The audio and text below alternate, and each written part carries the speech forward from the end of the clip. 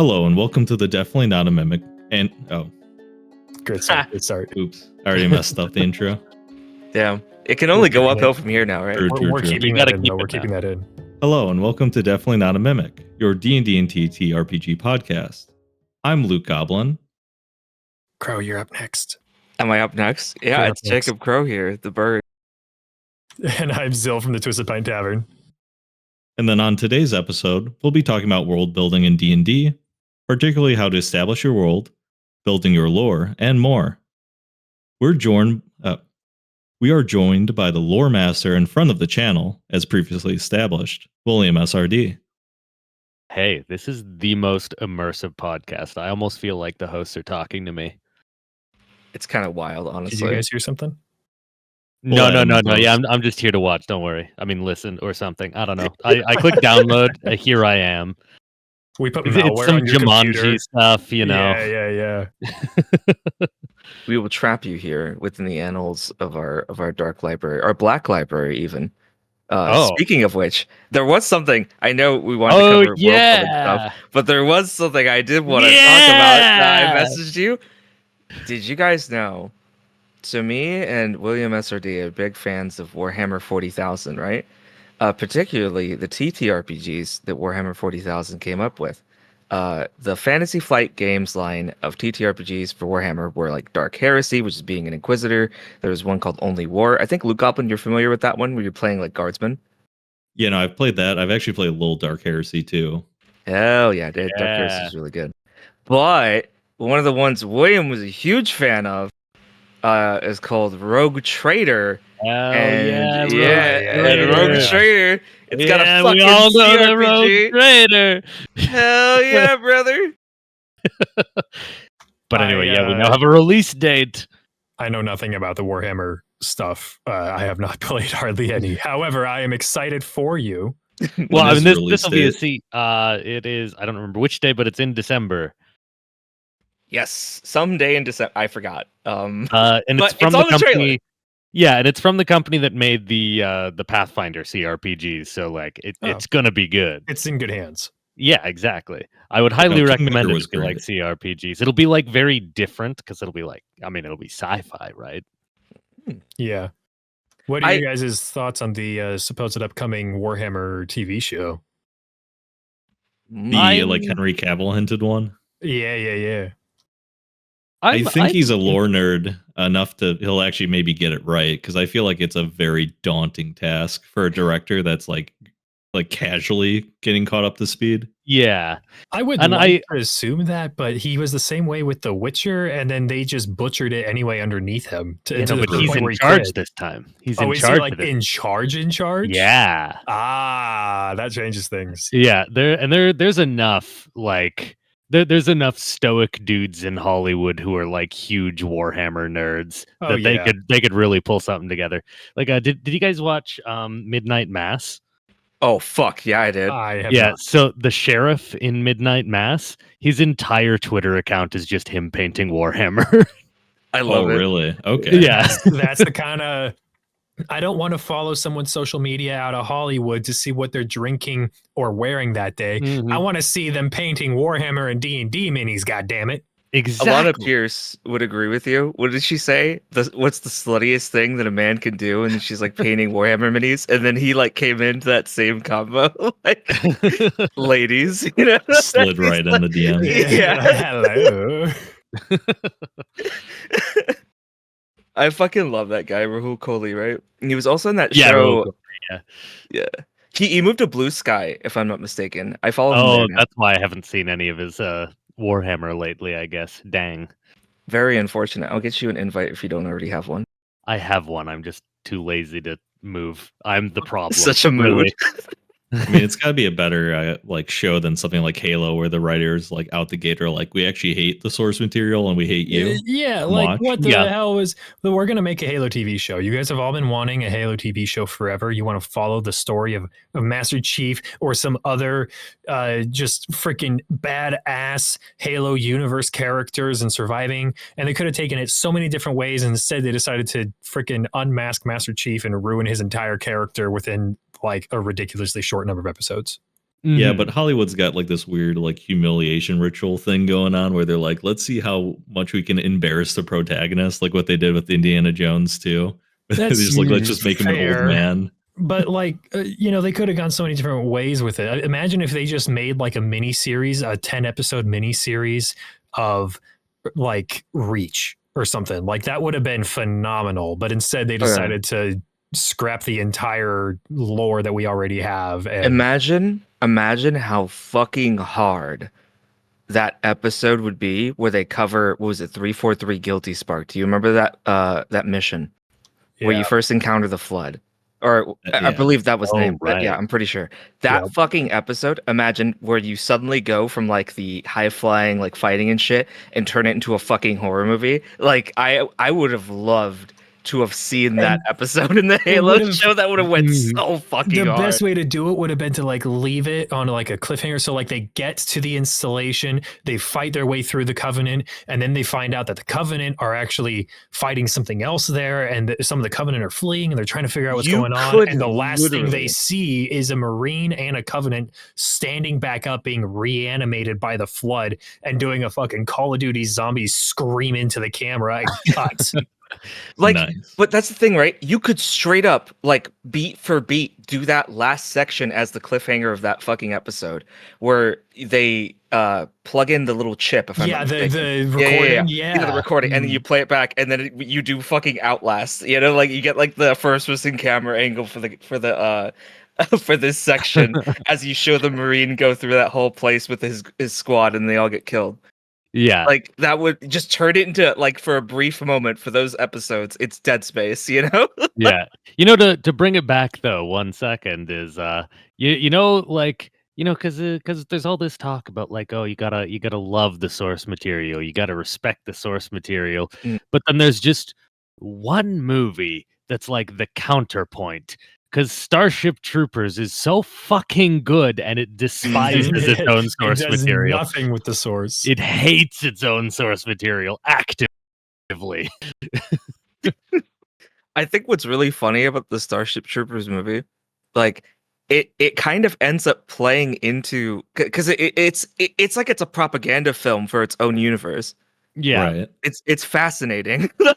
It's like a parody that at some point is endearing to the point where it was supposed to mock it, and you're like, I kind of want to root for this now. Yeah. Anyway, D&D, what we're actually here to talk about. We do this every episode so far. We start off with the least related thing and then transition into our actual subject. World building in D&D. This is not necessarily going to be like a comprehensive guide, but just kind of talking about some of the ways that we can that we like to design our worlds and campaigns. Don't listen to him. This is a Bible. You have to follow it to the letter. If you don't, we'll kill you. I have seen his world building streams. He's killed a few people on air. Yeah. I tuned into one of them, and there was a public execution on one of them. Actually, it was brutal. We do that sometimes. We get a little wacky. We have some. Someone in chat had like a mild suggestion. It's like, how about we do this with the dwarfs, and Crow just would not have it. I was just like, always cuts to with the person like locked in a basement crying. What is that? Yeah, it's part of the world building, it's part of the immersion. Isn't that looped though? Because the person died like 4 weeks ago. Oh, right. True. Sorry, I'm not caught up on the Crow stream lore. Yeah. You got to catch up. There's a lot to dive into, especially with the public executions. Anyway, so world building. Yeah. I think the first thing to talk about mainly is like homebrew versus pre-established settings, because something that is important to know is that just because you're using an established setting doesn't mean you can't do some world building and taking elements from these things that we like and turning into your own representation is potentially a really fun tool. Yeah. Sorry guys, 1 second. My wife called me. 1 moment. Okay. Oh, it's all good. Take your time. This will be considered as a lull within the podcast as we await patiently for Zil to return. In the meantime, world building. World building. Oh, world building. I'm doing a stream on world building. Are you? Yes, I am actually. I've been doing world building streams for quite a bit now. Right. I've attended a couple of them. Yeah. Yeah, I think you did, right? There was something I thought that was really fun was being able to get like chat involved and stuff like that when it came to it. I'm honestly surprised that it still gets like a turnout. Sometimes it gets more of a turnout than the video game stuff, which is fucking hilarious, honestly. Mm-hmm. It makes me feel like I should do it more often. I definitely enjoyed it when it was on. I know you were doing like the kind of like the crime lords the last time I had tuned in. Oh yeah. The Gilded Lords of Kadir. I forgot where I get the name from. I feel like I just made it up, but it's probably like trapped within like my brain soup fucking subconscious. Brain soup. Oh yeah. Brain soup. So I guess that's a I'm back. good Did I place to miss start. anything, or are we keeping? Do we talk about things that need kept in? I mean, shit. Like we can just keep. We can just keep going. We can just keep cool. going if we want. Like we don't go. have to really have a structure with it. Just talk about just talk about world building. Just talk about that kind of stuff. But yeah, like I think what you were trying to bring up before though was the distinction between using pre-established worlds that are already made by say like WotC or anybody else, as opposed to like creating your own when it comes to like homebrew and stuff like that. I guess we could kind of pass this around, like around the table here. So you guys, starting with Luke Goblin, we'll go around WilliamSRD and then Zill. Sure. When you make stuff for your games, do you prefer to use a homebrew or a pre-established setting? And what are some of the things that you personally enjoy about whichever one you use? So I've always been the kind of guy that would do homebrew, partially because I didn't want to bother learning any specific setting, I guess. Completely valid. To be completely honest. Yeah, no, that makes total sense. But one of the things I always did, and I ended up kind of leaning into like Dark Sun a little bit, my players would point out. So I kind of like what would happen is I'd kind of set up the world that I like, and people would kind of make natural connections. And then you kind of dive into stuff for inspiration. Like I always thought like Sigil was like a really cool town, obviously, like kind of that Planescape center space. Yeah.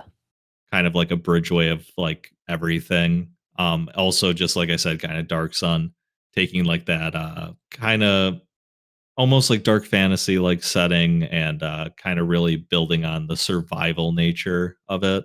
So usually I'll kind of like pick a theme I like from different video games and stuff, and people naturally who are more familiar with settings will kind of throw stuff my way. So that's always cool to research after the fact.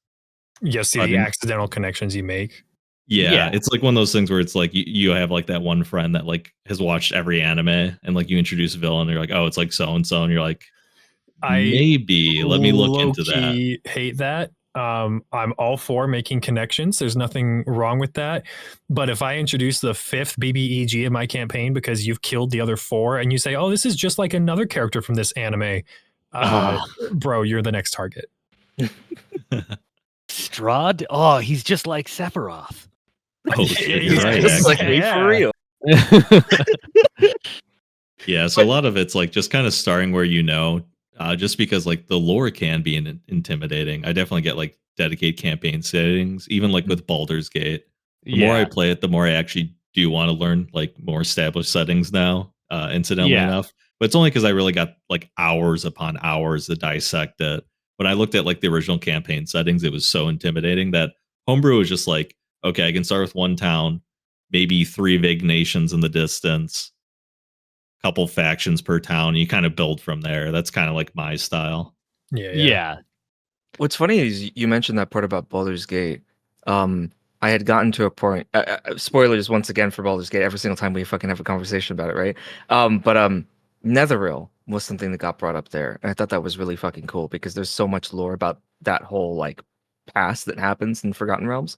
And I had done several different deep dives with do you remember that YouTuber? I still watch him. I'm trying to remember. Mighty Glue Stick did a lot of coverage on different monsters and stuff. And yeah, there's a lot of really cool stuff to dive in there to just like pick apart and take pieces. But I was gonna bring that up because I find it fascinating how when you make stuff in your world here, like we all kind of do this, right? To where like we'll take bits and pieces from different properties and different like media that we enjoy and kind of like find a way to splice it in some kind of capacity. There's something I always heard from potluck. Yeah. Mm-hmm. I mean, I think there's a thing to where like sometimes people will see it as like a negative, that like, oh, you gotta make up your own stuff whole cloth, but like we're all stealing, right, at the end of the day. Oh, yeah. Honestly, like there's it's no not even that new it's idea under the like sun. there's going to be some degree of like idea copying here and there, just from things that inspire you and you don't even notice it, like it's subtle, Yeah. Subconscious. But there's also the factor of, like you said, everything's been done, so I can come up with something that's completely original to me, and then someone's like, this is the exact plot from this thing, and I'm like, God damn it, why? This is the first time I've heard of this thing. Yeah. Yeah, some dude in like Uruguay is gonna be like, "Oh fuck, that's like exactly like this one myth that's in my hometown." You know, like some dude all the way in like Japan's gonna be like, "Oh, that reminds me of this other myth that's over there." Did you know about this, or did you just yeah? Well, sometimes you can. Sometimes it's really worthwhile and not even like super blatant. Is just like you take certain themes or certain dynamics, and just because they're from somewhere else that you've seen doesn't mean that you're doing them the same way in any circumstance. For example, I really like this this one D&D-esque setting called Anbanar. And their whole thing is like the world was just flooded with orcs like a year ago, and they just got defeated right before the game starts. So they've just done all their orcish rampaging shit, and now that that's done, they're basically the victims from here out for everything that happens after. So that kind of dynamic of like the orcs were the bad guys, and now that the humans have won, they're the bad guys. That's a dynamic that I've been like applying to some different settings I'm working on right now, and that's interesting. Man, it's so fun to work with. Yeah, it's just like Warcraft 3. I love it. Yeah. See, that's a good like one, Warcraft right? 3. Yeah. It's like you had to compare everything to everything. Nothing's safe. Kind of like a Sephiroth. Real Sephiroth right? Moment. Yeah. but yeah. Well, WilliamSRD, your turn. What are when you're? I mean, you've already said a little bit about like how you take some inspiration and such, but like, are there specific things that you do? Like, do you lean more towards the homebrew than the established setting, or are there established settings you have run that you enjoy and like to pull content from? Yeah, so for me, basically, I've always preferred to do homebrew settings. Lately, it's harder to do. You know, grown up life, you have less time, and also just with like since I started doing YouTube, I'm sure a lot of you guys can relate. It's just YouTube is my creative outlet, so my brain doesn't do the homebrew writing quite so easily anymore because I'm already very creatively fulfilled just with YouTube. Just trick yourself. Make a video on the setting you're building, and boom, you do 2 in 1. Bam, there we go. But yeah, when I am homebrewing, I usually try to make sure that I'm never writing something that's going to be invisible, because it's kind of just going to be wasting my time and wasting everyone else's time. Like, nobody needs to know what type of grain they grow 3 cities away. You know, that's I literally do that. Well, and that's one of the points that we wanted to get to at some point here as well. So we'll transition into that more a bit later. But making the playable world versus the entire world. Yeah, when you're designing the game, it's easy to get lost in so many details. And what continent is way over here that some magic items come from through the lore. So let me flesh that whole continent out. It's like, no, the players aren't going to touch that. Just stick to what they can see. Yeah, so my strategy is to kind of go backwards compared to what you might think. I think of stuff that I want the players to interact with, and then I world build backwards from that. For example, the one setting that I'm kind of slowly working on right now is it's set up to be a time loop game. Crow, I've chatted with you a little bit about this. Oh one. Yeah. But one of the big things is like I want one of the solutions to the time loop to be to like disrupt the capital by like having some vampires that have infiltrated the court be able to like stir up trouble over there. And because of that, I've like been building up like working backwards from that as to something I want the players to be able to do. And I've been building out from that this big vampire conspiracy, and like the motives of a bunch of the other characters are trying to fight the vampires, and et cetera, et cetera. So a lot of the time I say, just for one of the best things you can do for world building is find something that you think would be cool if the players could interact with, and then work backwards, figure out how it makes sense. And obviously do this all before the game starts. It's a lot harder to, post hoc, right? Don't wing it after. Yeah, that's true. But no, that's when it comes to writing in general. That's one of the better tips for not just building your world, but building your campaign as well. Is when I'm trying to write something, a lot of people want to go from start to finish, and it's hard because you don't know what you need in the beginning to reach your finale. So what I like to do is I'll write the first like 25%, like maybe 15 to 25% of stuff from the start. And then I'll jump to the end of the first arc, and I'll be like, what happens at the end of the first arc? And how does that change the world? And then I'll go and write pretty much from the first arc on to the end of the campaign or the end of this book or whatever. And then you go back to your start and you lay all of the groundwork leading up to the first arc and planting some seeds for the later stuff in the beginning. And that way it's not just something that you make things up entirely as you go. It feels intentional because you're hinting at these other things, even though it really is just making it up as you go, because you skipped half the book before you actually went back to finish the introduction. Right. Absolutely. If there's any like leads that they end up, not addressing, usually at the end of like each like chapter or so, people will usually tell you what leads or like what loose ends they're interested in tying up. So it definitely helps in that way too. You can kind of have your players fill in your blanks for you in that kind of way, right? Like, especially when it comes to something like an investigation, sometimes you could even be able to use their ideas and the things that they're coming up with and be like, yeah, that's what I was doing. Yeah, that's what the lore was.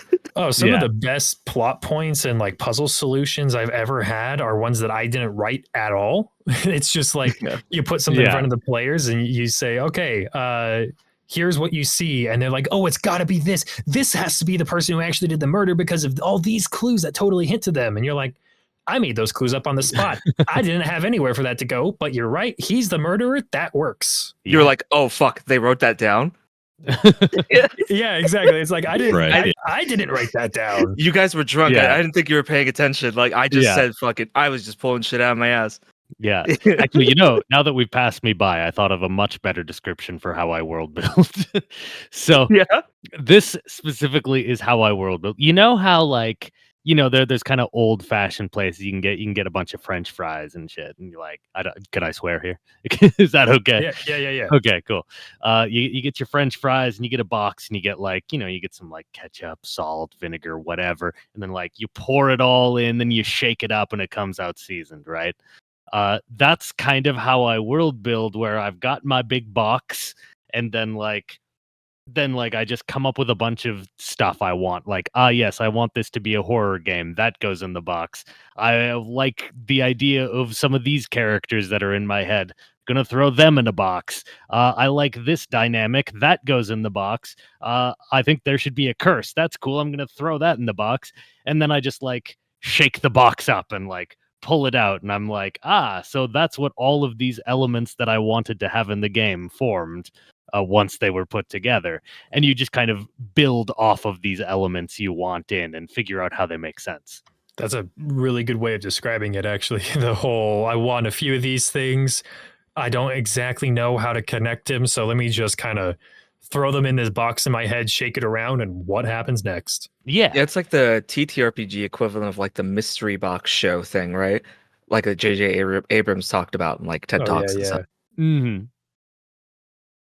Yeah, no, I think that's a good way to do it. For me, with homebrew versus established settings and such, I definitely lean more towards homebrew. I feel like that's kind of, not that people who run established settings, like not that there's anything wrong with that, but I feel like it's kind of you graduate from established to homebrew, if that makes sense. Because I know a lot of people who start with an established setting because, like you guys were saying, it can be daunting to get into all the lore and learning this place and this scenario and this plot. and that's completely valid. But there's also, I feel like, a lot of people who want to have the structure for their first few times playing D&D, and then after that they're like, okay, well, I've experienced enough about it, and let me make my own stuff. And that's kind of how I started. Is I ran through some pre-established things, like I did, back in second edition with my dad's old books. We were starting. We played through this Caves of Chaos setting. It was Into the Borderlands was the module, and that's what we started with. And so I had that established setting, and we continued to do things like Castle Amber, Tyranny of Dragons, stuff like that. And then, or I think it was Temple of the Dragon Queen or something like that instead of Tyranny. I don't remember exactly. But so we started with that. And then after a couple games, I started bringing a lot more of my own homebrew in. And with that, it just kind of built an interesting dynamic of, I like some of the established things, but I love the freedom of homebrew. So I will try to take bits and pieces from certain established bits. Like in my current pirate campaign, there's a lot of mechanics and concepts from the Ghost of Saltmarsh setting. Because not the ship combat, right? Those rules were atrocious. No, I have my own ship combats. I have little note cards on my DM screen with like ship stat blocks and what can be done and things like that. Cannon damages by weight of the cannonball, things like that. But things from Ghost of Saltmarsh, like some of the more beach aquatic stuff, even though there wasn't near as much aquatic in Ghost of Saltmarsh as there should have been. But things like that, and then other things that, I really like this monster from this module, and I really like this plot arc from this one, so let me twist a little bit and make it my own. So I like to kind of, I think when I'm building, it's a lot more of like a scavenger hunt. I have my broad idea for a story and a world, like this one where it's a bunch of pirates hunting down the lost city of El Dorado. Like, sure, that's something that I thought up that I wanted to do, but how I actually built it from start to finish was mostly by taking little things that I'm already experienced with or that I already know, and then, throwing them in that box, shaking them up with the seasoning of the world that I already want. And thus I have my fleshed out game. Yeah. I like that kind of style, to where you're kind of like focused more so on actionable information, right? Like you're focusing on things like what could the player actually end up doing with these parts of the plot and whatnot. And so it's all kind of like it kind of propels the action forward once you start writing things down for it. Yeah, it's definitely a very effective way to run a campaign. I know personally, I always have a problem with giving NPCs too many backstories. Like you kind of want to give like a name to the general from like the Third War of like some far off nation, kind of what we're talking about, like too big scope stuff. Or you write the entire backstory for the blacksmith's second son, who the players will walk by. Then you're expecting this massive dialogue between them, and the players are like, "Oh, hey, kid," and they walk by into his dad's shop, and that's it. That's the only time they ever talk. Like, wait, he has a 3-paragraph long monologue. Come back. I have it. I have a script, please. He has a soliloquy for you. Yeah, pretty much. Yeah. I guess this now rounds back to me, so I suppose I have to answer the same question. Answer your own question, Crow. Come on. Yeah. Fuck. So I would like to say, when it comes to my prep itself, that I take more of that forward-facing approach. But if anyone's been watching any of my streams when it comes to world building, you might find out that my world building, I have a different approach. So something you had mentioned when it comes to world building is the idea of like spending a lot of time, like kind of fine crafting a bunch of things that the players probably are not going to interact with. So I do a lot of that, actually. I've kind of separated this though in my head. Treating there's world building for play, which is what I would say is similar to what you're doing with the world building, to where the world building is strictly being designed for the adventure that you're doing and the things that the players are going to be interacting with. But what I do for the stream is mostly what I would call as world building as play, to where it's like, I'm bored, I want to write things about the world. This is probably never going to come up, but I had a fun idea and I just kind of want to explore what those things could be. And I think that there is a way for both of these things to be entwined. like for instance, when it came to the stuff I was writing for things like the gods, obviously gods are really big, so that's not going to be involving people a lot of the time. But I was able to get stuff for the actual like 4-play world building after going through days upon days of world building as play, of just me fucking around and talking with chat and getting ideas and bouncing them back and forth. And I think, you can still end up with something that's pretty concise and pretty interesting to be able to engage with. I think it's what it mostly takes is for the ability to, like, for your ability, say, as like a GM, to separate those two things. Like, am I doing, like, I guess, like, ask yourself this question, right? Am I doing this for me, or am I doing this for the game? And if the answer is I'm doing this for me, then you're world building as play. And if you're doing this for the game, then you're world building for play, Well, the things aren't necessarily, like, they're not mutually exclusive. They are separate, but it's... like you're saying, they entwine, right? Like, yeah. They kind of as, blend like with each other a bit. As you world build as play instead of for play, you build things and connections and plots that maybe the players will never interact with, but then if they end up going down this path that you can connect it in, it feels really cool as a DM and especially as a player when you're like, hey, this really abstract thing that the DM never hinted at, but I want to go dive into, and you have that prepared. Like, that just gives a really immersive feeling. So I don't think it's mutually exclusive to say you have to build only for what the players are going to see and then only for what you're going to see. But I think it's the two priorities. Are you world building first for the players and then to fill in the details? Or are you world building first for your own story and then trying to shove the players through it? Because at that point, it can be the whole... You might as well write a book thing if you end up being one of the DMs that's just railroading them through every single minor plot point in your world, which, I mean, we all know Crowe's that kind of person. So yes. I love ramming them through everything, and then murdering them in real life, on stream. Yes, on stream. The public executions, we talked about them. Many people are asking about them. But yeah, like, you're right that there's a kind of like that symbiosis, right? I want to give an example so I can be a bit clear about what that ends up looking like. I had written before for this like Wild West style like fantasy world that I had done. Love Wild West. Oh yeah, it's a lot of fun.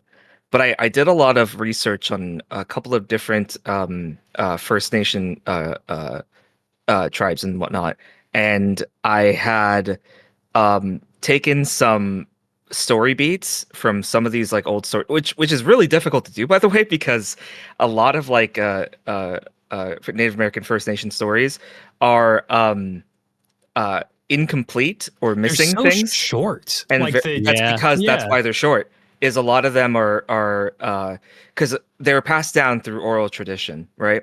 Because of that, when colonization and all that fucky wucky stuff happens, the people who died, who had those stories on them, those stories died with them, which is incredibly unfortunate. And I had to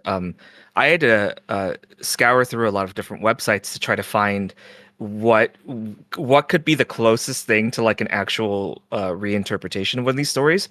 And then I had to take the task of, okay, if I'm writing it from the perspective of fantasy world, what would this story look like? And so I had written down, like, there was this area, this is this curse going on this place, and then I wrote the story that they told each other about this place. And it was kind of like, at first, just for me, because I wanted to know what was going on in this area, so then I'd know what they'd be able to explore.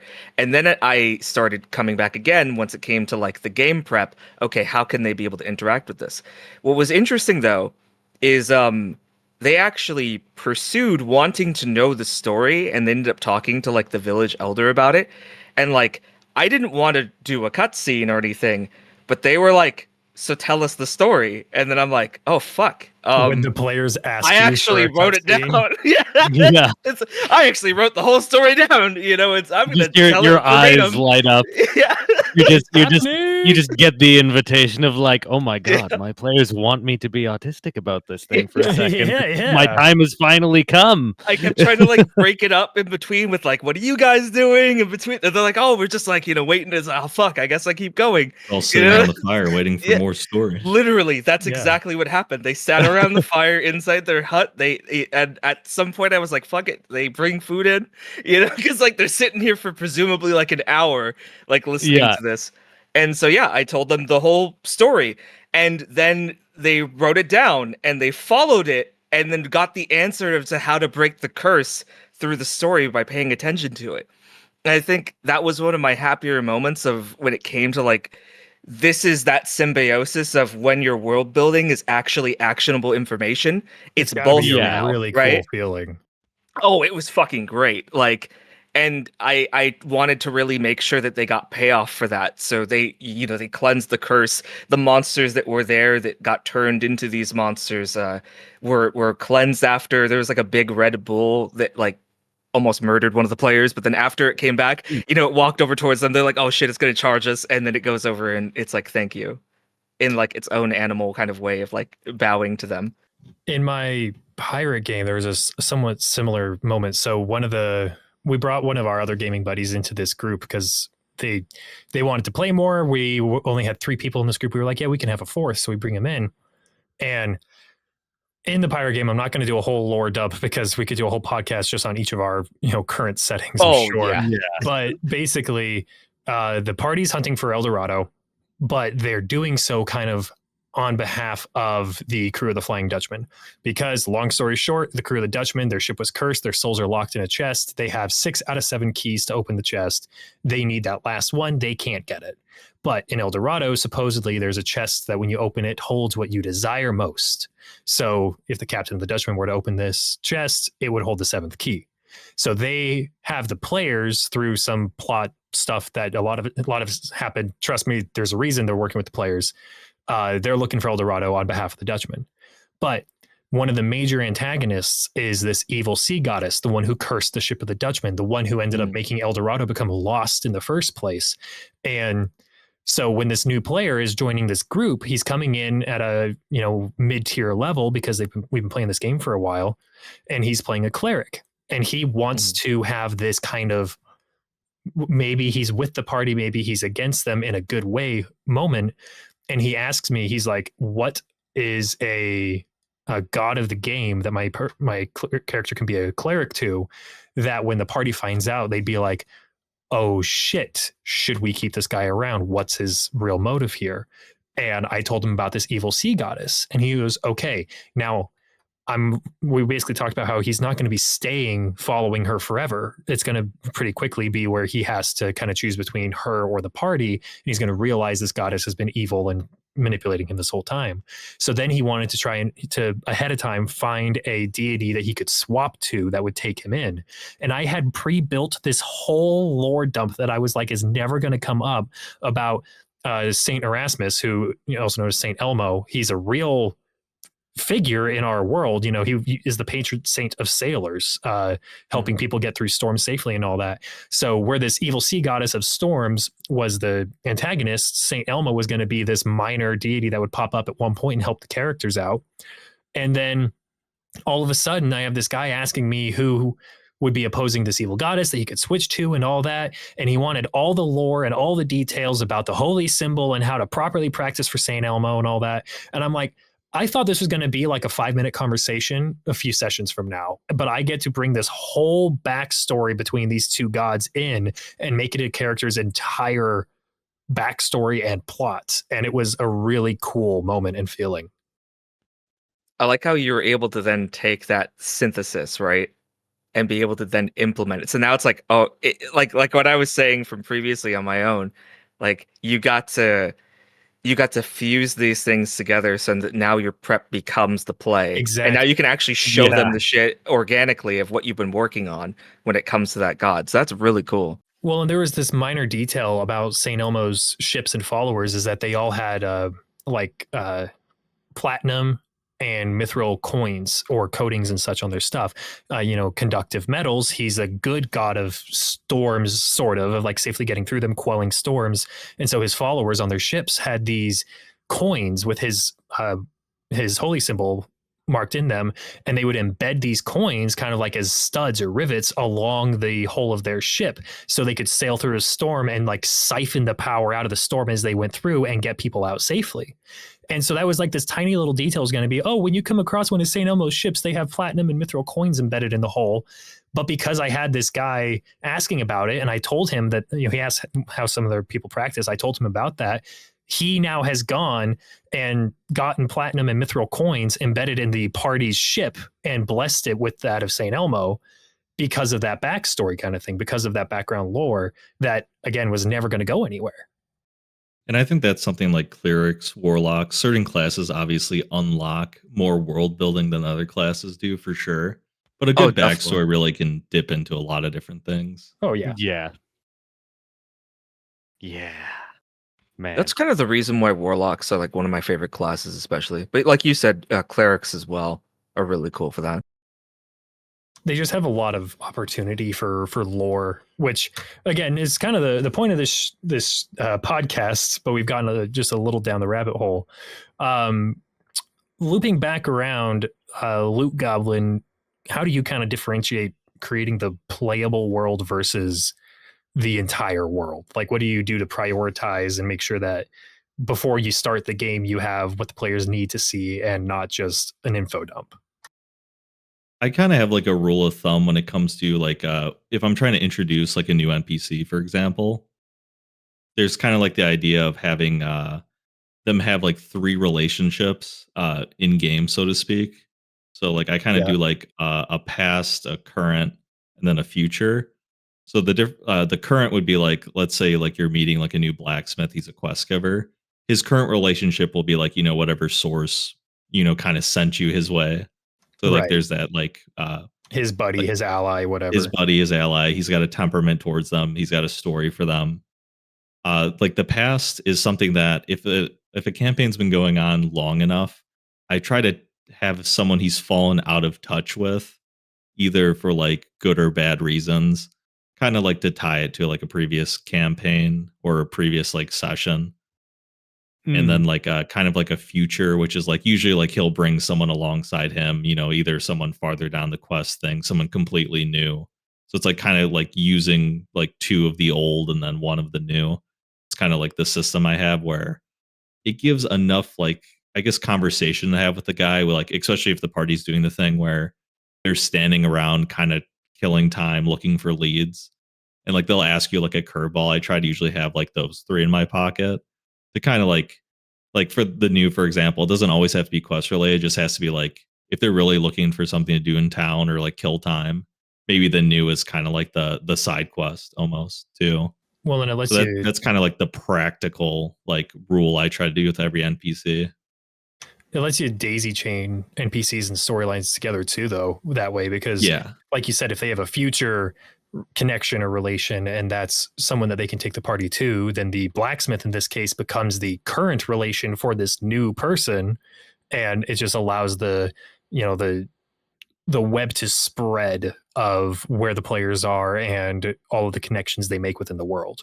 Yeah, and that future NPC, obviously you give him just enough to flesh out to get them to like the end of the session for them, and then obviously then you have to start the process again, like you're saying. Then you're scrambling unless they like say, oh, let's go to them right now. And then you're like, okay, cool. You guys role play for 20 minutes. I'm going to be scribbling in my notebook furiously.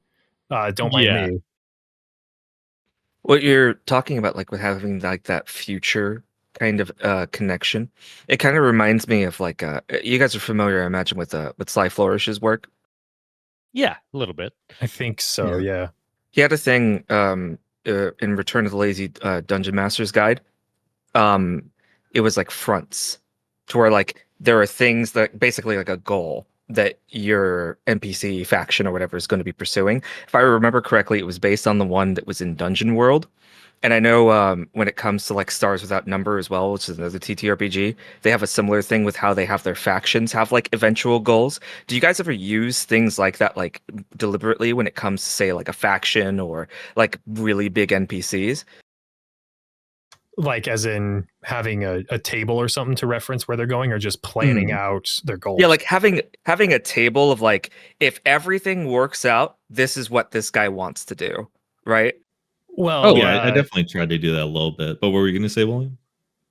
Oh yeah, I mean, I was gonna say that's one of my favorite ways to run games, because my favorite types of games that I run are like heists and shit, where like I set up like a timetable of what the bad guy's trying to do at certain times, and then the players can like find out all that shit and then disrupt it, which is also why I've just like recently been like, I should run a time loop. That works exactly the same way, doesn't it? That Except fits it just into what I happens like. over and over. So yeah, that's a perfect example, actually. Yeah. I not to, I guess, self-promote it all. It'll be free anyway. But the first homebrew pack that I'm working on, that I'm almost done with, that I've been talking to Luke Goblin about for a ridiculously long time and still haven't finished, is a Thieves Guild theme pack. And it is like, it's got a couple things like a Guildmaster NPC stat block, a magic item for thieves, and a feat. But the biggest part of it is a how to build your own Thieves Guild in your world kind of thing. And at the end of it, I have a bunch of tables, and it's things like potential motivators for a thief or thieves guild. Things like, are they currently working on a heist? Is there a really important item or bit of information that they need to get? How secure is it? What are some things that are going on with this? So to tie into the, do you have tables for like motivators and such like that? Yes, and I've made some for the Thieves Guild thing, and I think it's nice to have that, even if you don't have a table to go off of, just at least having that understanding of why this person's doing this, why this group is here, is so important to keeping people immersed. Because if you just say, and there's a Thieves Guild, or and there's a merchant on the road with 3 guards protecting the caravan, great. Why? What are they doing here? You don't always need the why. The players may not always ask for it, but so often the why a random person is there could turn into an entire side quest or plot point that you could tie back into the main story, because people want to know. People want to ask questions. Or even have it branch off into another side quest, right?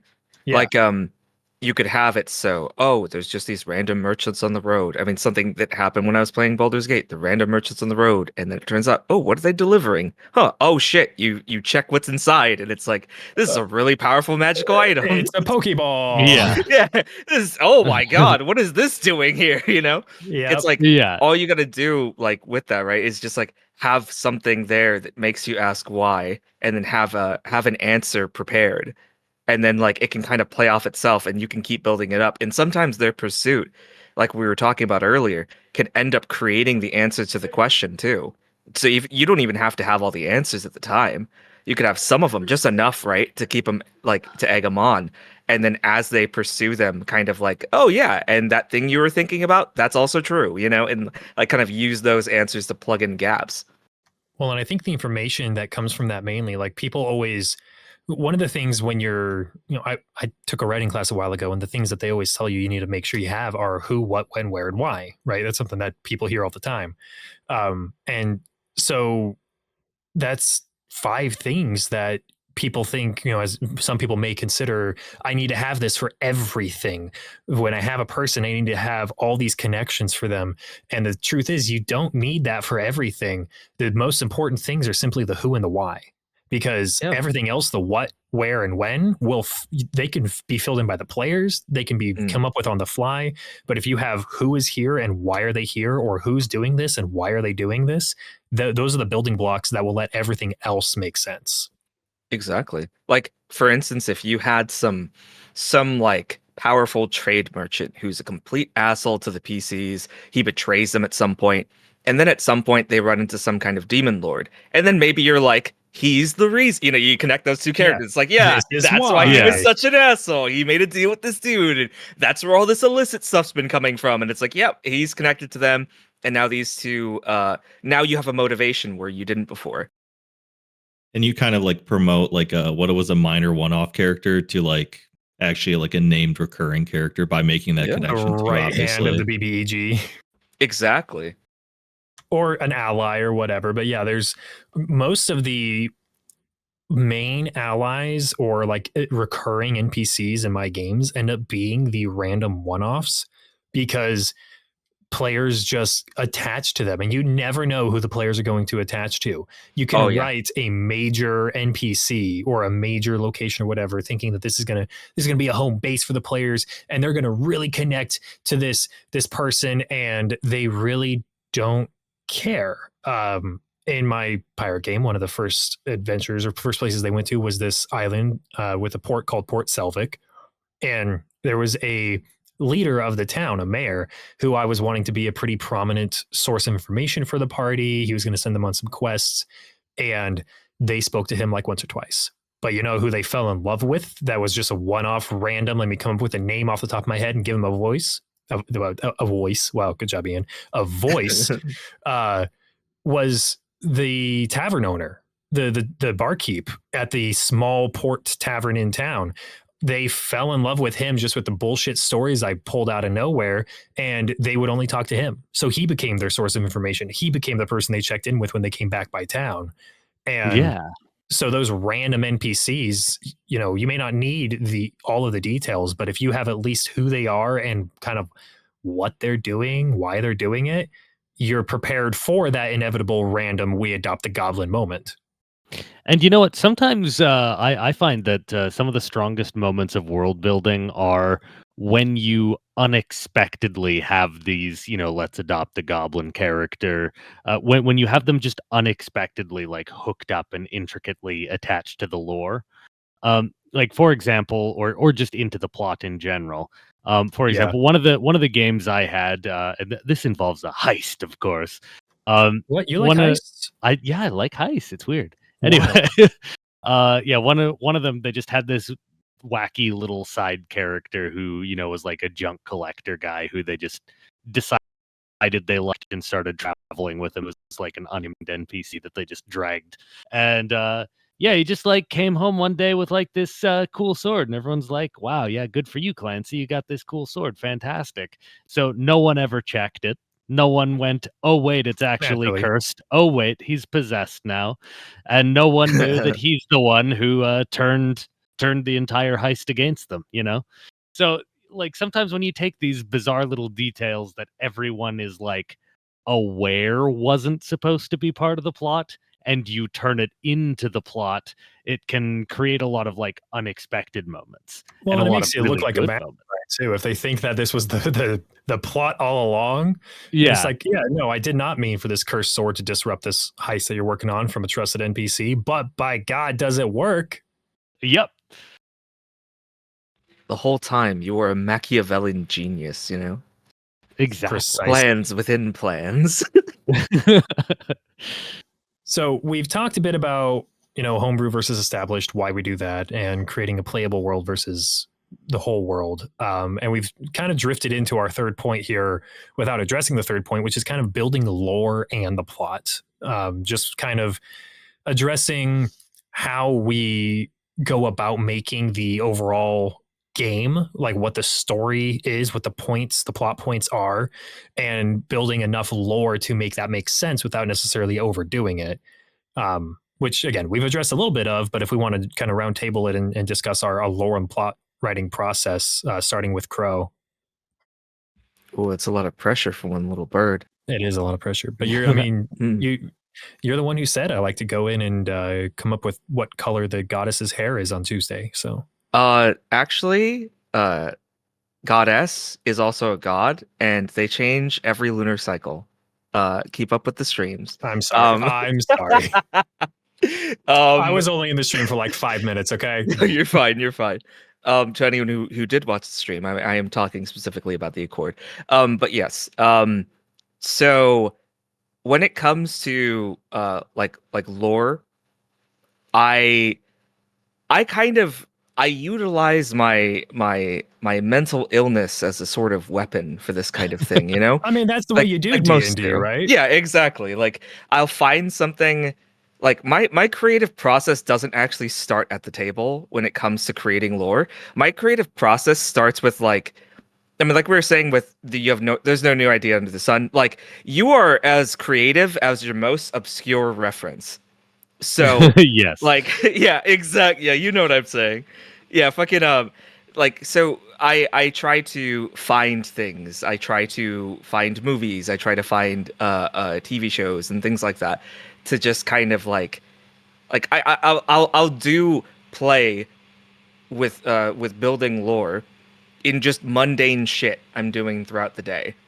Yeah. Like I read someone makes a meme, a 40k meme, and then I'm like, huh, that one had the Primarch of the Space Wolves, and then for some reason I'm in the Lexicanum and I'm looking up the Space Wolves, and then I find some really interesting thing, and then I'm like, how can I be able to translate this one specific thing in this one entry, like 30 tabs down, and put it in another game that's completely unrelated?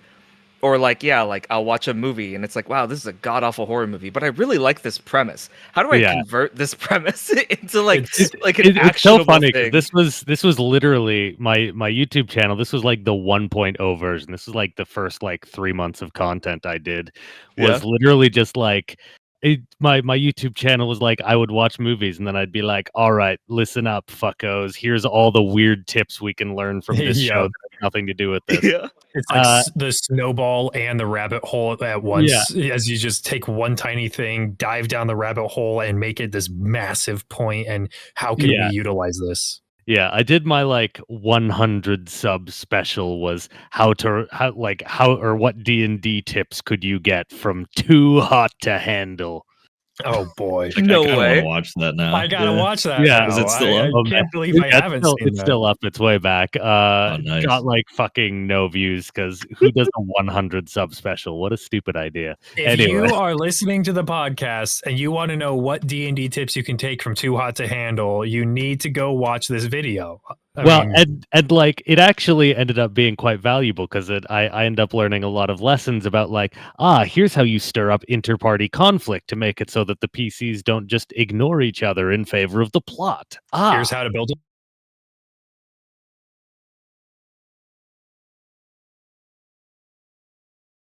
You can take D&D advice from literally anything.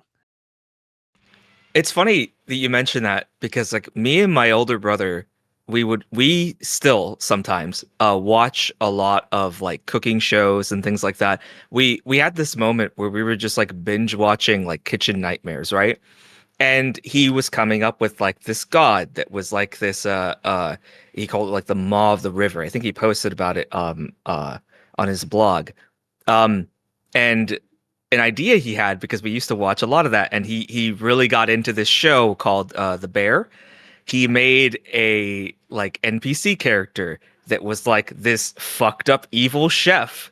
And it's like he took inspiration from things like Kitchen Nightmares and like watching The Bear. Gordon Ramsay in D&D. Yeah, like he straight up with like he took like some of those mannerisms and things. Like there's something like when he calls to his cultists, he says hands, you know, like to bring them over to do things. I need to start doing that now. Yeah. I've worked in Just a good old restaurants. My pop brother culture works in a reference. restaurant. Yeah. It always makes the best like improv for sure when someone just throws out a pop culture reference and you just roll with it. Yeah. And for no other reason other than the show that we other than that we knew of the existence of a show called Iron Chef, he has an iron mask. For no other reason. But that's how you build it, and suddenly the mask is like some ancient artifact, and the players want it. Like, yeah, he's like, what did he do with it? It was fascinating. He made it so he'd like basically whisper a bunch of like fucked up things to like get into their heads. And like everybody who's here, who's working the line, they all want to be here because they all want to be like a better chef for this god. I thought that was fascinating, but that's the kind of shit that ends up happening in our house and all that.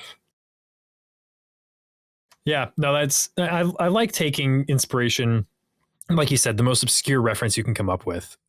It's kind of a good way to put a random part into a story and expand on it, and that's how you make it unique. We keep saying everything's already been done, but this is how you can take something that's already been done and make it your own.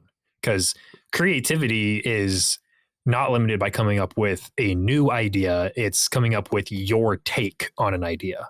Mm-hmm.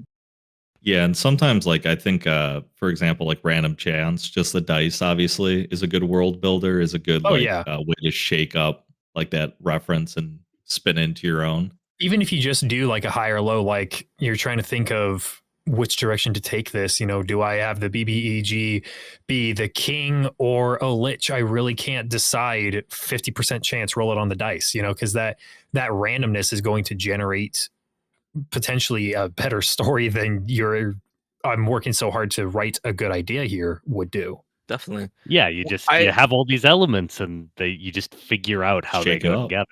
You shake throw it in the box and you shake. You throw it in the box, you shake it up. That's something that was nice when I first played. What was it called?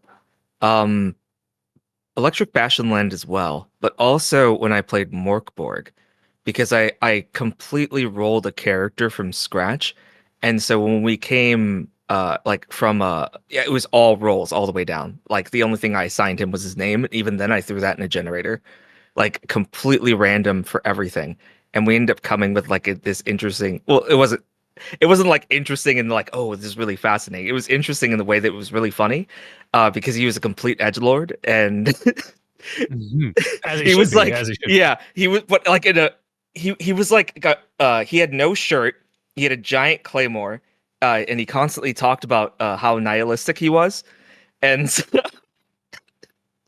yeah, what of like constant really reds. Dude. Yeah, and because the world's kind of like edge, it's basically like a metal album, metal album cover art, like as a TTRPG.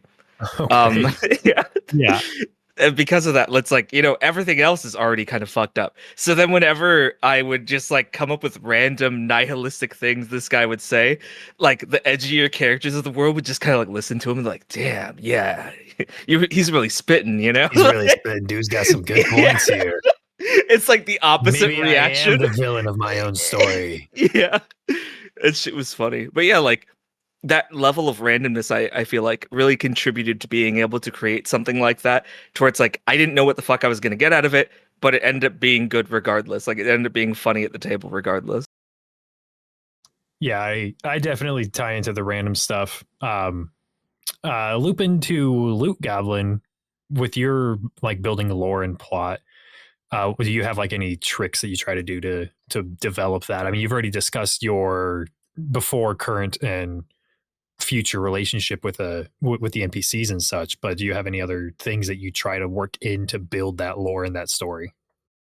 One thing I always try to do, like especially like when they go to like a new town or meet new factions, it's kind of like the idea of it's like the very simple idea of like scarcity in the sense of like like the first thing with like world building is like kind of what do they eat, stuff, questions like that, where it's like what's important to them. And like this goes like we talked a little bit about like the long-term goals, but this is more like short-term survival, and it always like breeds conflict. So something as simple as like what resource is scarce in this town, and like are there like multiple factions that want it, and ideally do they want it for different purposes too, because that's always like another point of contention too, because obviously they could work together if the scarcity could be resolved in the same way. Yeah, so that's kind of like a thing I always try to. Yeah. Yeah, that's a fun point to do when something's not actually rare, but because two people want it, if they shared, they could have it. They would both be fine. But because they know the other person wants it, they're worried that the other person's going to steal it, so they steal it first, and it creates that false scarcity. Yeah. Yeah, I think the coming up with like the short-term goals and needs is also important. I mean, even if it's as simple as food. I mean, especially going historically back to the medieval era where most of these fantasy games kind of draw their inspiration from. Food was not always something that was abundant. There you had cities and such that had reliable food supplies and farms and hunters, but there's a lot of smaller villages where people were going hungry. And so while it might feel a little cliche to just say, hey, the main thing these people are going for and the reason that they're going out and robbing caravans is because they're hungry, but it's realistic to say the reason they're robbing caravans is because they're hungry. Yeah, and it's a great way to start like low scale, and then obviously you build out to good old JRPG style, rescue a cat, because he wandered off because he's hungry, and you kill God at the end. It's just everything's on a spectrum of scarcity. The villagers are hungry because there's an evil lich who's eating all of their crops for himself. He's a He harvest doesn't even eat it. lich. He's just a dick. Yeah, he uses it in his fireplace. He just burns it. Yeah. He steals all their food and just sets it on fire. Just smokes a fucking blunt in front of them. What are you bitches gonna do about it? Specifically, what he's stealing is the stuff to roll the blunt from the village. That's what they're really upset about. I mean, sometimes as a lich, you're just kind of bored. You want to see, like, making people mad is, like, in its own way a currency, just to keep yourself amused. How can I have some fun? Oh, yes, let me steal the village's weed harvest for the month. 10,000 years, it makes a motherfucker bored. It's true. I mean, like, what's the point of, like, like wiping out an entire army? There's just going to be an army in another 100 years. Probably bigger than the last one, too. It's a lot of work. This is actually starting to sound like a conversation between two stoner liches. Like, man, what's the point of wiping out an army? There's going to be another one in like another decade. Like, their kids will be angrier too. They'll want vengeance. Yeah, we'll make martyrs out of all of them. We don't want to do that. It's too much work, bro. I'm just gonna go back in my dungeon. Yeah, I'm just gonna go chill down here with my undead cat, bro. It's too much work. Like, yeah, why reset the traps? Adventures is always dying in them, man. Yeah, where's the fun? That's a Sararak right there.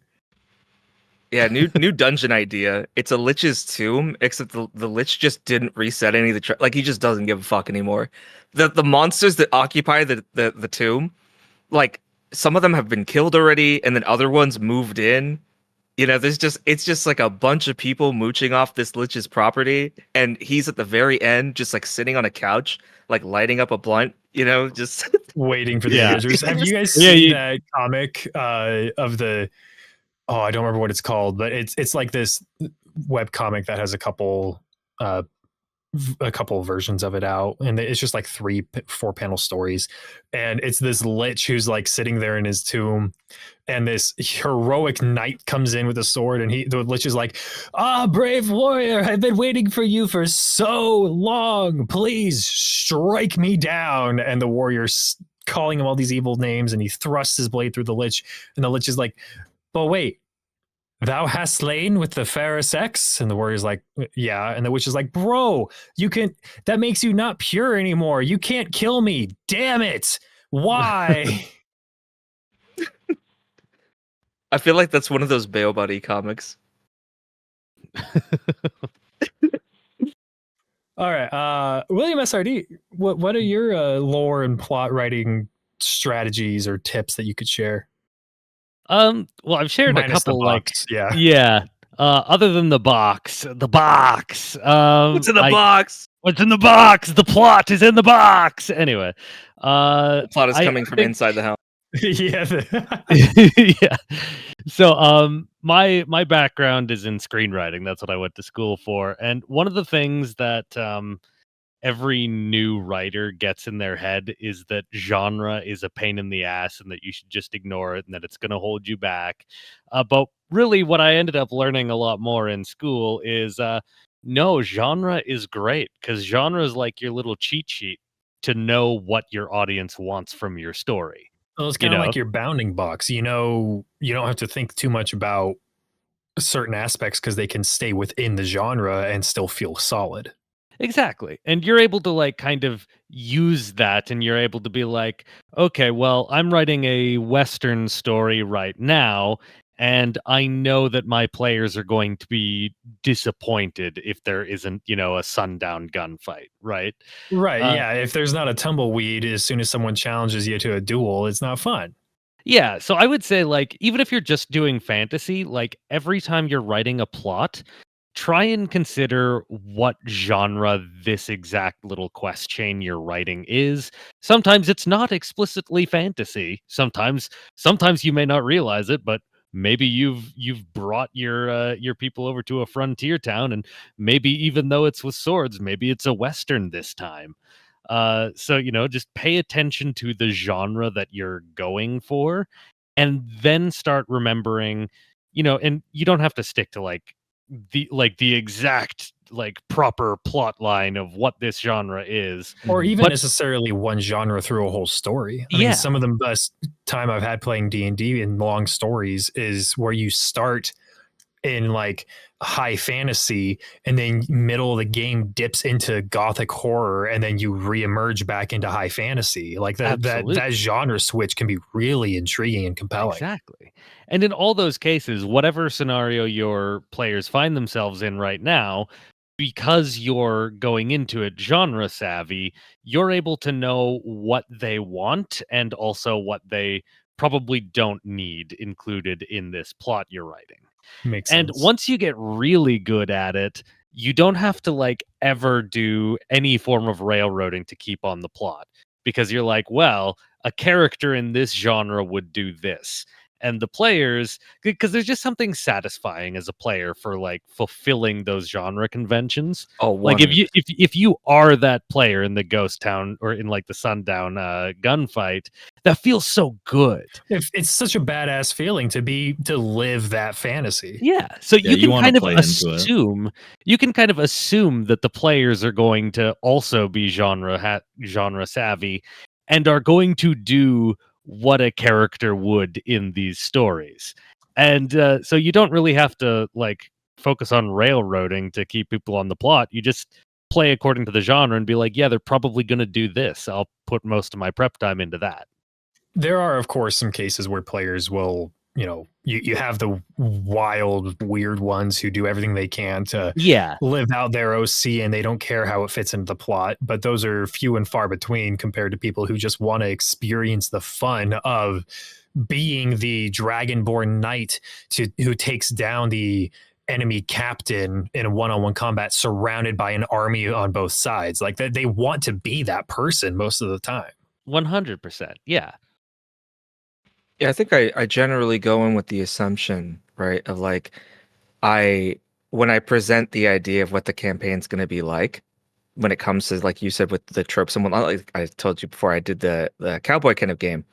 We end up having things like, the showdown at high noon. We had the moment because they were basically like Texas Rangers, where they got to arrest the BBG, and we played like fucking those old ballads and shit from those Sergio Leone westerns, as they're going up the hill, as they come by with the warrant and everything. And so it's like,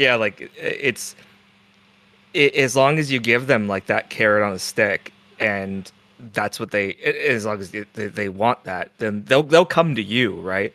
Yeah. Anyone who's doing a Western and your players are not on 100% on the good side of the law, they want a train heist. Listen to me. Yeah. Oh yeah. They want a goddamn train heist. Give them their train heist. Give them the fucking train. It doesn't matter. It like session 4, session 5. Doesn't have to be session 1. It can be, but it doesn't have to be super, super early.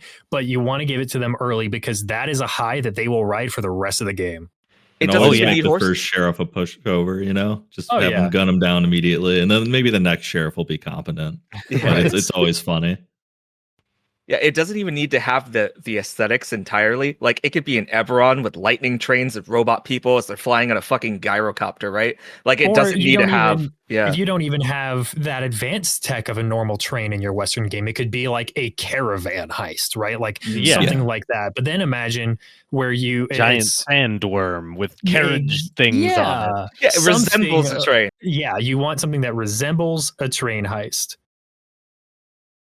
I actually like that idea now. A giant worm that they've like carved out the shell to be like different compartments. That's kind of badass, actually. Yeah. In my pirate game, there's a pirate haven that kind of like Tortuga that is every time the like officials try to go and bust it, they can't, because whenever they get an update on a map, it's in a different location. They can't figure out why. It's because the guy who runs the pirate haven is this like retired pirate captain who ended up saving a baby dragon turtle way back when, and it grew up and had this bond with him, and the entire pirate haven is built and anchored on the dragon turtle shell. So that's why they can't find the haven, is because it's constantly moving around as the dragon turtle just coasts on the surface of the ocean.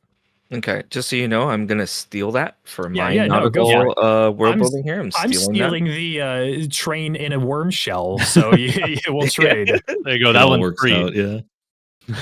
And anybody who's listening right now, if you're not stealing any of these ideas, do so right now. Yeah, what are you doing? That's the point of this stream. I keep saying stream. It's not a stream, this podcast. Yeah, steal right now. Steal my idea. We're live in the sense that we're not dead. Exactly. So true, though. Well, I guess to wrap up this plot point of building lore and plot, I mean, to answer on my end of how I build my lore and my plot a little more than I already have. First off, as all of you should, I'm stealing the ideas from Crowe, Loot, and William, because those are all fantastic world building and I love it. But I kind of already mentioned for me how I start with the very beginning, then I jump to the middle and kind of fill in as needed along the way. And you don't necessarily need to storyboard, but something like that helps a lot. Knowing where things are going. So many people try to just jump in and fly by the seat of their pants, and it can work out great. But when you're writing a book, there's people who write books with a massive storyboard, and then there's people who just do it by the seat of their pants. Some of the best authors are pantsers. That's what it's called in the writing industry. Like that, some of the best authors are pantsers. But the thing is, when you're writing a book, you're leading someone on a very linear path. When you're playing a D&D game or any TTRPG, you can't lead them on a linear path because that's too railroady. You have player interaction, and the world is going to change and evolve around them. So I don't write in a line, I write in points. And that's, I think, a big thing towards making something feel like the players really have a say in the world, is knowing that they're starting from this point, and at some time they're going to get to this point. But how they get there, you have completely up to them. And you can have some paths, some options for them to take. But I think the biggest tip that I have for building your lore, your plot, and your story is to expect and anticipate player actions changing that, but don't try to plan for it. Don't try to plan for what your players are going to do, because that's just going to lead you towards having a bunch of stuff planned for the story that never happens because you have to scrap it. Yeah. Plan to expect the unexpected, plan to be surprised. And that's for the short term. Set kind of like story. Overall, for like building the entire lore and plot of my worlds, I like to take a few kernels, like I said earlier, from pre-existing settings or something. Not necessarily just D&D. Like it can be Lord of the Rings, it can be Star Wars, it can be anything like that. But take one of those kernels and then so like a setting. Not a story, but a setting from that, and then take the story from another setting or source or something and find your way to connect them. So if you want a Star Wars style story of this ancient group of elite soldiers that have been near eradicated, but they're making a comeback as the enemy army and galaxy is whatever turned against them, you want that story, but you want it to be in the Lord of the Rings setting. Well, find the way to make that work, because that's I've read Aragon. Yeah. Pretty much. You know what? Now that you bring it up, but that's the point, is you find a way to connect it, and it's a new story at that point. Yeah, what were we saying? The you're only as creative as your most obscure reference. Your most obscure reference. The end result can truly be compelling, even if the references. Someone can tell you that it's just Aragon. Honestly, I feel like even if you just have one player that understands the reference, I feel like that's sometimes even encouraging, because then they're going to be kind of looking for some of those beats, or to see how you change them, even when it comes to subversions are as fun as the references. Well, and that ties into what William was saying about genre locking too, is if they pick up on a couple references and they're like, oh, this is cool, I like this story, and it's clearly different, but there's some key points here. They kind of know, maybe not in a metagamey way what to look for, but in a like, here's things that I'm familiar with from where this may have had inspiration taking from. Now I get to live through that. And the best of the best players are going to say, how can I help fulfill the DM's story in this way by playing along? Not that you always have to play along with everything the DM does, but one of the ways to make sure the DM has fun at the table is sometimes to let them have their moments, sometimes to let their story come through, because yeah, sure, derailing things can be fun sometimes, but also, I mean, we've had a whole podcast just about world building, and we have hardly scratched the surface so far. So when the DM puts that much time into something, maybe being able to recognize where it's going and helping fulfill that while still having your own fun and living your own fantasy in that just makes the entire table have a good time. I actually have a really great story of a player doing this for me. It's actually connected to the story that I brought up earlier about that heist that went wrong. So my players obviously knew that I'm a huge fan of Reservoir Dogs, one of my favorite movies. Nice. And so when the heist went wrong, because of course that other NPC had the cursed sword and ratted them out, they got the heist, they got the object, but then like guards started flooding in everywhere, and everyone kind of just had to like slash their way out and get out in any possible way they could. And one of my players, of course, knowing that I'm a Reservoir Dogs fan, decided to do the whole Mr. Blonde thing, if you've ever seen the movie, and just like grabs a guard and like stuffs him in the carriage to interrogate later. And I was so thrilled that they did that because I was like, someone's gonna do this. So I like wrote this whole NPC of a guard who got kidnapped, and then they did it because they just you've got his whole motivations and everything. Yes. He was ready to go. You're like, I can't fucking wait. Let's go. Yeah, I keep bringing up the pirate game, but it's because it's my current game. But in that one, clearly there's not everything on the ocean. There's plenty of stuff on the land, but the main point of it is you're pirates. You're on your ship doing ship things. And I have to give my players credit whenever there's a trope that they see, and it's like, man, because some of my things are like long, you plant the seeds and then eventually it makes sense. But some of them, like the random encounters especially, are just, here's a pirating seafaring trope. And they are great at recognizing at the table that it's this trope and then saying, fuck it, let's go do it anyway. Like they come up on they see a small fishing vessel not too far off the coast, but further than it should be. And it's dark, cloudy, and there's a lot of fog around there. And they look at it, and as they get closer, they're like, let's go check that out. They sail their ship over and they look, and there's nobody on the ship. And they can't see any signs of anything on the ship. And they're looking at each other at the table, and they're like, well, we know that this is a bad idea. We know that this is a trope of the ship's abandoned.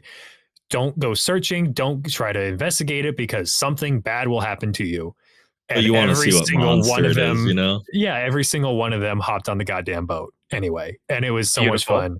They even had a like in character argument between one of the players or one of the characters and the others, and he was like, guys, can you not see how bad of an idea this is? We don't know what happened to these guys. They're not anchored. They're a fishing vessel way far away from shore where they should be, and there's no signs of anything here. We should not go into this. And the rest of them were like, but what if they're in trouble? What if there's loot here? You don't know. They all know that they're dead. They're like, all know they're dead. But they're like, hey, they just want the monster fight. They want to see what monster. I wanted to see what the DM. I was so happy that they did because it was a homebrew monster that I came up with. I called it the Ractau, and it's a like amphibious hunter kind of creature. They're like not quite vampires, but very similar in that feeding off of blood and such, but also very much tied into the Reavers from Firefly. So what these Ractau do is they're invisible. They can go invisible underwater. They have sunlight sensitivity. So then when the sun goes down or the clouds cover the sun, they come out, break their invisibility, and absolutely savage and slaughter the people, and then take the bodies down below deck and stash them to eat for later and hide on the ship waiting for people to investigate. So the party jumps on, they start investigating and find a blood splotch here that's been stained, been bleached by the sun for a little bit, so they know it's been a while, and some scratches here. But then as they investigate, they go underneath and they find these stashed bodies that have been hidden. And that's when one of them hears this kind of clicking, throat growling sound behind them. And they're like, we're not alone. And the combat starts. And it was a super cool moment, super fun story moment that they absolutely could have avoided if they played smart. But they didn't play smart, and I love them for that, because sometimes you choose to make the dumb decision for the story that comes from it. Absolutely. That's something that's especially fun about running horror games. Like I was playing Mothership with my brother. Yeah. And like, obviously, like, because there's this adventure called Another Bug Hunt, right? and it's very clearly based on like Alien. And there's a guy who is like in a pit. I don't want to give too many spoilers for Bug Hunt if anybody wants to play. It's like one of the first adventures for Mothership. But yeah, there's a guy. He's very clearly under duress. He's very clearly going to be one of the monsters, right? And we're going to have that necromorph moment where he splits in pieces. However, I wanted to see how he was going to describe it. So obviously my characters go in, right? So it's like, they're we're going to do the thing where it's like, hey, are you all right? You know, and we walk up real behind him and shit and like pat him on the shoulder, try to turn him around and try to talk to him anyway, even though we know exactly what's going to happen. We put ourselves in that compromising situation. But yeah, to anybody listening, yes, that is exactly what DMs want you to do. It's like, this is, I don't know how I'm going to dance around this too much without being spoilery. So spoiler warning for Baldur's Gate 3, something in Act 2. Once again. But you guys that have gone to Act 2, the House of Healing was like, everything about the Shadow Curse lands was like, okay, this is kind of creepy, kind of gothic horror-y. And then you get to the House of Healing and the secretary at the desk greets you and you see like the eye covering headdress and then the nurse outfit and she's clearly undead. And I'm suddenly dropped right into, holy shit, this is a horror game now. And she says, okay, you don't look that sick. You know, the doctor will see you in a moment. And it's like, the doctor's what? I don't want to be seen by any doctor here. No, thank you. Yeah. But then she's like, okay, I'm in the fucking Outlast hospital. Yeah. And then you get through some dialogue and she's like, okay, clearly this is urgent. Go see the doctor. He's down in the theater. And I'm just sitting here like, theater? In a blood-stained hospital with a doctor who's going to see me now? This is not going to go well. This is not going to be the kind of thing we want to just stroll in and have a conversation with the doctor. And you know what we did? We strolled in and had a conversation with the doctor. Absolutely. You know, think of the dialogue options. Come on. Yeah. Oh, yeah. And the dialogue options were great. I don't want to go into I haven't hit that part. I'm ready for it now. There's one dialogue path you can take in that, and I'm not going to tell you what it is. I'm not going to tell people what it is. All right, William or Crowe, if you've already seen it, you might know. I had Asterion with a lot of persuasion, and I had him lead that conversation. So you got what I'm going with. Yeah, it was so fucking funny. It turned immediately from like this scary situation into like, oh my fucking god, they actually did that.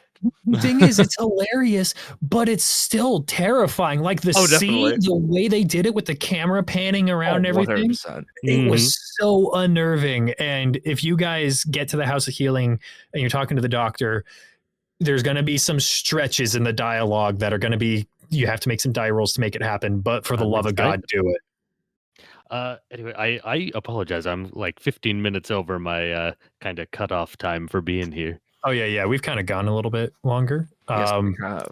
Well, we've talked all of our points mainly. So I guess now we're kind of to roll for outro. All right. So between the three of us, D20. Yep. Grab your D20, little Goblin. All right. Oh, yeah. Setting up now. 16. Are we going high? Thought we were doing low. Oh, I did say low every time last time. So low. Okay. This just means Crowe doesn't want to do the outro. I got an 18, so I thought I guess we're going low. All right. I don't do it either. Well, I guess to roll and then just put them on the spot if they roll low. Okay, grab a D20. Okay, yeah, hang on. I got a 12, by the way. Everything above 10 today, huh? Okay, so I put myself on the spot and don't know where my D20 is. So what did you guys roll? 16. Then 18 and then 12 for me. Okay, literally all I have on hand is a 6-sided die, so I just lose. It's fate then. Yeah, I like the mods. Thank you everyone for listening to my podcast, which is definitely a mimic. I don't know what you guys normally say at the end of these things though. You pretty much nailed it, except this is the second time in a row we've had our guests commandeer our podcast. This is true. Kunik took over last time. At this point, I think it's just like you bring on a guest and it's their podcast, and you guys are the guests. Yeah, no, that makes sense. All right. It's pretty much just an outro. We just say thank you for listening to this episode of Definitely Not a Mimic. I've been such and such. We all do a round table, usually cutting each other off at one point, saying who we are.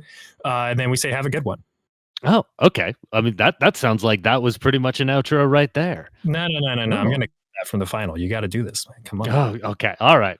Yes. Hello. Goodbye. This is the podcast. Hang on. People are calling. Hello. Goodbye. Hello. Brilliant. Goodbye. This was a podcast that I am not prepared to close out. I bluffed here. I'm giving the outro. This is my podcast. Definitely not a mimic. Let's hear everybody. Who are you? Where can they find you? I was waiting for something coming off. I am Zill from the Twisted Pint Tavern. Thank you guys for listening. I am Jacob Crowe from the Crow's Perch. I'm Loot from Loot Goblin Marketplace. And WilliamSRD, where can people find you? Yeah, I'm WilliamSRD. You can find me on the WilliamSRD YouTube channel. I review all manners of video games that are related to tabletop games, especially old D&D games.